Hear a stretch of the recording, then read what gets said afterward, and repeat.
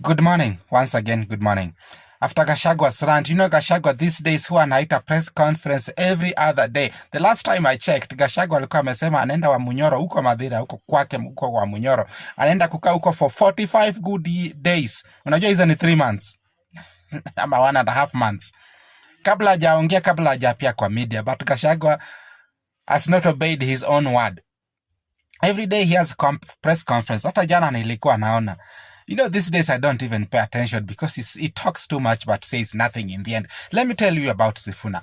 This man called Sifuna is either someone's project, is either working for someone superior or is the government's project. Sifuna can be the government's project, ndio a reduce ile inaitwa ODM's bargaining power.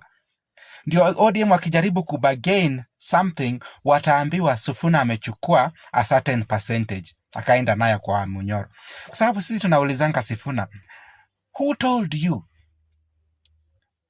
Siku gani baba alisema unaweza waka na Gachagua? Mimi sikuwahi sikia kitu kama hiyo. Secondly, this one time guys, ambayo Sifuna amejoin, agenda ya Sifuna ni nini? What is he up to? Tuseme okay sawa, Ruto aende, Ruto must go, ama ni one term. Then what? What happens after that? Do we just want Ruto out of power for the sake of it, tuseme Ruto ameenda, kubaki na power vacuum? Ama tukuje na mtu mwingine mpya ambayo hana idea how to run government, akuja tufanyie experiment. Venye UDA walitufanyia experiment wakati waliingia August of 2022. No! Let us stick with Ruto until 2032. Tuone Ruto naye atafanya nini ambayo Uhuru na Kibaki hawakufanya, Uhuru na Kibaki combined in this new dispensation of the new constitution. Sio kuimba tu one term.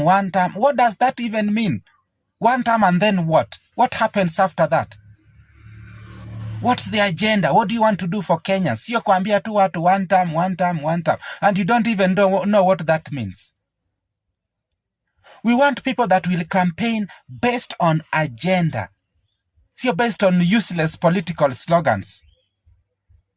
Kenya saa hii sio kama ile Kenya ya zamani ambayo unakuja na slogans, unaimba sijui one time, sijui nini, all those nonsense.